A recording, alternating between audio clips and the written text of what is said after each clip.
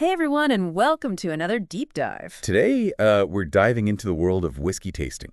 So if you've got a glass nearby, I'd say grab your favorite dram, settle in, and let's unlock some serious whiskey enjoyment. And don't worry if you're not a connoisseur yet, because whether you're a seasoned enthusiast or just starting to explore this incredible spirit, we've got something for you. Now I know what you might be thinking. What's the big deal about whiskey tasting? Can't I just drink it? Right.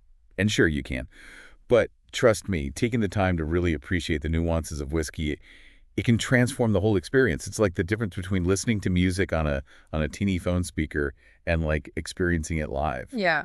So to help us navigate this sensory adventure, we'll be drawing on expert advice straight from Glencairn Crystal. You know those iconic whiskey glasses? Mm-hmm. And we'll also be referencing a comprehensive guide to tasting techniques. So let's get right to it. I've always wondered, what's the deal with the Glencairn glass? Is it really the holy grail of whiskey glassware, or is it just clever marketing? That's a great question, and honestly, it's a bit of both. You see, the Glencairn glass has definitely earned legendary status in the whiskey world. It's often called the official whiskey glass. Right. And it's been popular for decades, embraced by casual drinkers and master blenders alike. But here's the thing, its design really is brilliant. It genuinely enhances your tasting experience. Okay, I'm all ears. Tell me more about this design, what makes it so special? Well, let's start with the bowl. You see how it's wider at the base and then tapers inward toward the top? Yeah. That shape isn't just for looks. You see that wider part.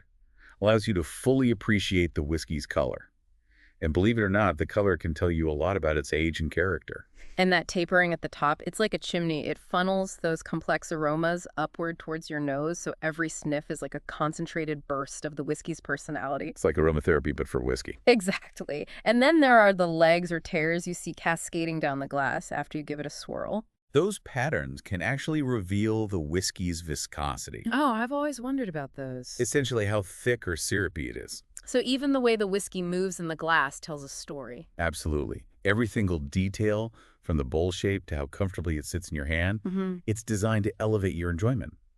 Even the warmth from your hand can gently warm the whiskey and help release its full range of flavors. Wow.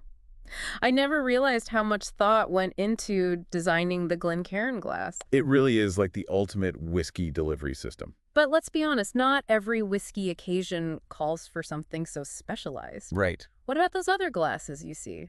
What about that elegant one with the long stem, the one that looks like it belongs in a distillery? You're thinking of the Copita glass. Often called a tasting glass. It's kind of like the Glencairn's more sophisticated cousin. Okay. It has that tulip shape for concentrating aromas.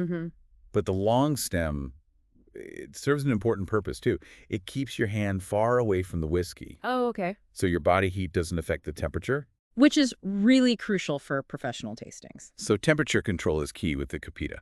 Makes sense that master blenders would use that to analyze all those subtle flavors. But for those of us who enjoy whiskey at home, is it really that big of a deal? You know, for most casual drinkers, probably not. The Glencairn does a fantastic job. But if you're really serious about exploring those nuanced aromas and flavors, or if you just want to feel like a master distiller in your own home, the Copita is worth checking out. Yeah, I can see it now.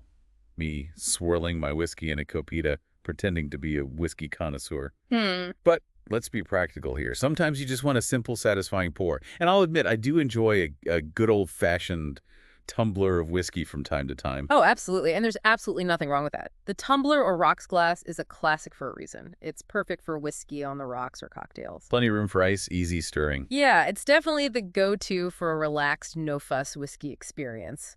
But I'm guessing it's not ideal for fully appreciating those complex aromas we were talking about earlier. You got it. That wide mouth, while great for cocktails, doesn't do much to concentrate those volatile compounds that create the aroma.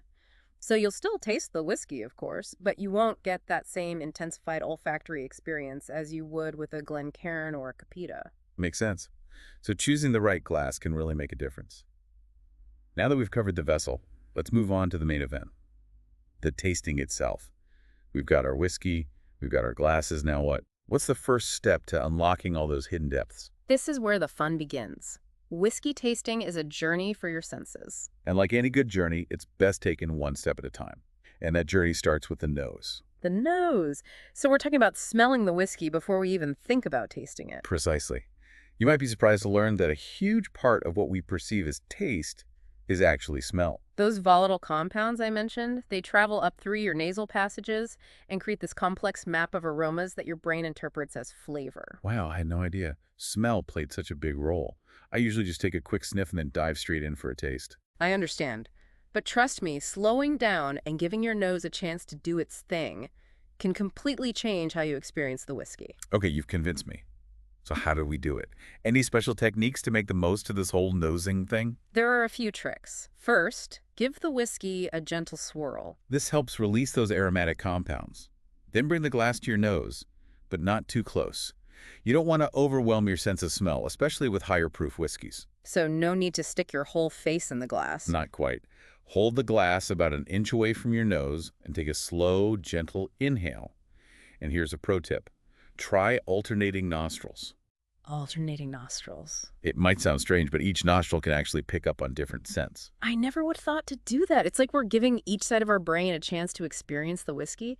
So what kind of aromas should we be on the lookout for during this nasal exploration? Oh, there's a whole world of possibilities. You might encounter fruity notes like apple pear or citrus. Spicy hints of cinnamon, nutmeg, or even pepper. Then there are the classic woody aromas from the oak barrels, like vanilla caramel or even tobacco. It's amazing how many different aromas can be packed into a single glass. Mm-hmm. I'm starting to realize that nosing the whiskey, it's more than just a quick sniff. It's an experience in itself. But as much as I'm enjoying these aromas, I think my taste buds are getting a little impatient. When do we actually get to taste the whiskey? Don't worry, we're getting there. The next stage of our journey is the palate. And this is where all those fascinating aromas we've been exploring come together with the actual taste. Finally. So we just take a big gulp and let those flavors wash over us, right? Not quite.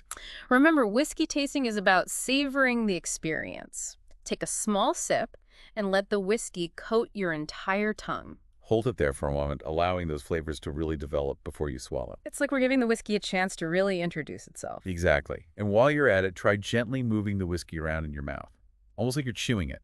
This helps distribute the whiskey to all those different taste receptors on your tongue, and that's going to help you reveal even more complexity. Right. I've heard people call it chewing your whiskey, but I never really understood what they meant. Now it makes sense. It's all about maximizing those flavor sensations. And speaking of sensations, don't forget about the texture. Is it light and delicate or rich and oily? That feeling of the whiskey on your palate, that's what we call mouthfeel. And it plays a huge role in how much you enjoy the dram. It's amazing how many different factors contribute to the overall experience. I usually just focus on the taste, but you're right, the texture adds a whole other dimension. So as we're exploring these flavors and textures, are there specific things we should be looking for? Absolutely. See if you can pick out some of those flavor profiles we discussed earlier. Do you taste those sweet notes of honey caramel or vanilla? Or maybe you're getting hints of fruit like berries, citrus, or dried fruits. And then there are the bolder flavors like spicy, smoky, or woody. Each whiskey has its own unique flavor profile like a fingerprint. The more you taste, the better you'll become at identifying all these nuances. It's like becoming a flavor detective. We've explored the nose. We've savored the palate. Is that the end of our whiskey tasting journey? Not quite. We have one crucial stage left. The finish. Think of it as the aftertaste, the lasting impression the whiskey leaves on your palate. A long, lingering finish is often a sign of a high-quality whiskey. It usually means it's been aged longer and has interacted more with the cask, extracting more complex flavors. Ah, the finish. That warm, satisfying feeling that just makes you want to close your eyes and savor the moment. Exactly. Pay attention to how long those flavors linger and whether they change over time. You might notice a hint of spice that wasn't there before, or a pleasant dryness. It's incredible how much there is to discover in a single dram of whiskey. I feel like we've barely even scratched the surface. And that's the beauty of it. This is just the beginning of your whiskey journey. The more you explore, the more you'll appreciate those subtle nuances, the history, the craftsmanship that goes into every bottle. Well said. And on that note, I want to thank you for joining us on this deep dive into the art of whiskey tasting.